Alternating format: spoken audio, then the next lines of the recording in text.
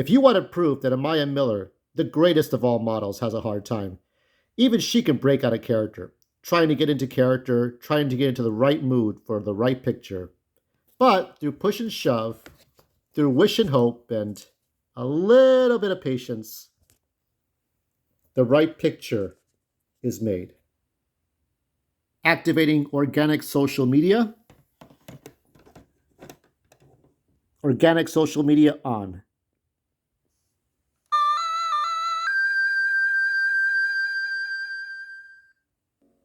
About these pictures. These are the latest from Amiah. Did you forget to turn off your comments? You forgot to turn off comments. I thought you were doing that on purpose. Like, okay, I'll let some people comment on my post, but oh well, that happens. It happens to the best of us. But know that whenever I comment on your videos or your photos, I'm always respectful. So I want you to know that. So we're going to rank the over-the-shoulder pictures here. Okay? So that's what we're going to do here. And I really think this is really nice. So I would say I'm going to put these two pictures at the bottom. They're not super great and they're not terrible. They're really, I mean, she never takes a terrible picture as far as I can tell. All of her pictures are great, except for the ones that when I find them, they're low resolution, but that's about it. So these two pictures are kind of at the bottom, of the uh, top 5 over-the-shoulder pictures here because Amiah loves to take these, and they're really great. They're really sensual. So I like these two. I would have put them at 4 and 5. I would say this one's number 5 and this one's number 4. Coming in at number 3, mwah, I love this picture. I like the black lipstick look, the dark gothic look. This is the very first picture of Amiah over the shoulder. Here she's not.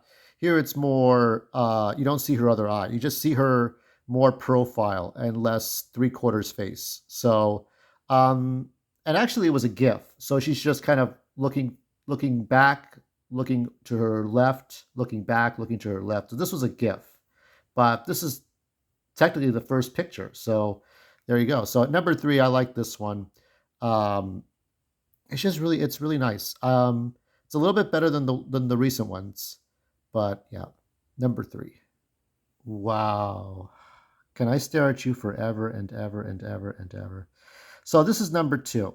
This is actually part of a movie that Taylor Tupi did. Taylor Tupi really I mean, assuming Taylor Tupi did the last 2 pictures or the recent photos, this is a really nice shot. Doesn't matter if she's wearing clothing or not. It doesn't matter. But what matters is how she is posing here. And this is really nice. This is very sensual, very sweet. This was done for Valentine's Day.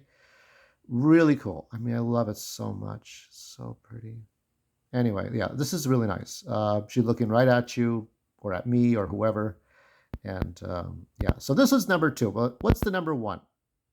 Yep, you guessed it. You guessed it. You're right. Yep, it's the picture she took for Next Management as part of this is her portfolio photo. I think Taylor Tupi did all the photos for her portfolio. So Taylor Tupi is her number 1 director at this time. I mean, like, there's nobody better who really captures nature. Amiah is most comfortable. Like with Samuel Zacuto, you get like more studio photos, and he's a good photographer. Pau Avia, or actually Clara Balzery. Yeah, you get like some glamorous photos, black and whites, some really nice glamorous, some very obscure but very good, outside shots, black and white clothing composition. But Taylor Tupi really gets Amiah into a very comfortable mood, almost candid shots, almost candid feelings. Just whenever I see the 2 videos she made, all the pictures in nature. So this one, like, this is the first real time she does this kind of shot. Now, this is like the first time she looks over her right shoulder, and you see it again in the Valentine's Day movie, and then you see it again on her recent posts. And she just, like, her eyes are just so mesmerizing, like little jade, marbles. It's just like just so dreamy. I think this is like, she just provokes or evokes the best emotion here. So this is number 1. I love it. Mwah! I love it. I love it. Let's travel back in time to 2015. This is Truly Me. This is a campaign. Here's Amiah, I believe at 11. And this is the Truly Me campaign. But what is the Truly Me campaign? What is Truly Me? They're dolls. So here we are on the American Girl website. So let's scroll down a bit. Dolls for ages 6. And let's take a look. I like some of this one's pretty, like was it Cinderella? America, so let's look at the description. American Girl Truly Me dolls are the ones that kids ask for that looks like me, quote, end quote. Including boy dolls. These 18-inch dolls can match any personality with a wide selection of doll clothing and accessories for every interest. Plus, for even more customization options, you can design and create your own doll. I'm kind of hideous. I never was a pretty child. I was never a pretty child. Amiah was always pretty. I just was. So you have, this is the website if you ever want to find it. They still make the dolls 10 years late, almost 10 years later. It'll be 10 years next year that Amiah did the campaign. And here she is looking like Barbie, more than Truly Me. But let's take a look at some of the campaign photos. Here she is here. This time she's wearing sunglasses. Each of the girls have their own look-alike doll. So it's kind of cute. I wondered, did you still keep the doll? Might probably have it like now that you're in your 20s, you probably have it behind a glass case, or maybe your mom has it behind a glass case. I could see it behind a glass case collecting dust.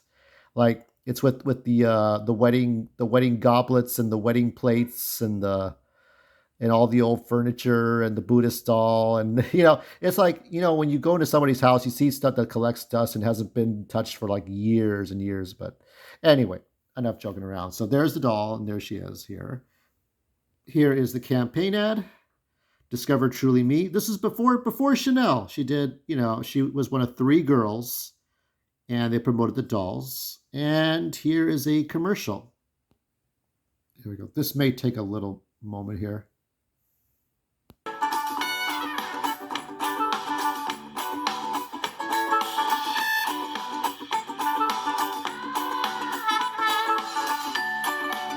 When I was young, my oldest sisters, they had like these like wedding dolls from the 70s.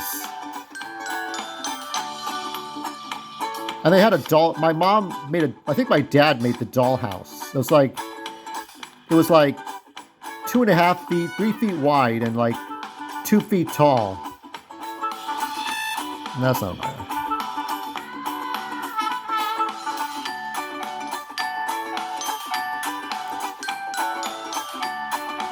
I remember My Little Pony and Rainbow Bright and Strawberry Shortcake. Those are different times.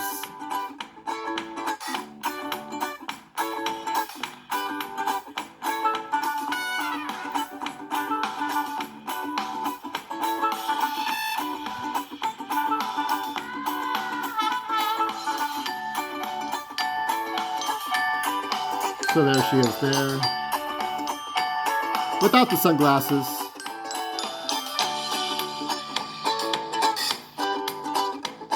So that's pretty cool. There you go. That is Truly Me.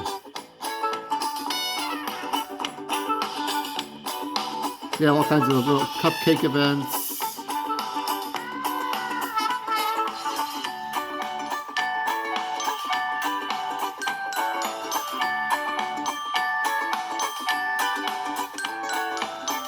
There you go. Now on to Nature's Oddities. And for this one, we go to Wood Buffalo National Park, located in Alberta, Canada. So what about this? Well, I was looking up beaver dams and beaver dams. So the world's largest beaver dam is visible from space in satellite. Here's another picture here. It is almost 800 meters long from end to end and holds back runoff water from the Birch Mountains in the southernmost end of Wood Buffalo National Park. The front of the actual dam runs approximately 775 meters in length. So here, look at that. Yeah, look at that. That's pretty. So there you go. That's a beaver dam. Look at that. So that's how they keep busy. That's what they do. They build these things. Look at that. Look at the structure. That's amazing. Animal Corner. Look what this crow does. See that clever crow? Look at him. Or is it a raven? There's two turkeys. So he's figuring it out. He's got to sort himself out here. Uh-huh. He just swoops around. He says, this is my bath. This is my bath. Look at that. All right. Until the next Amiah Sunday, take care. Signing off.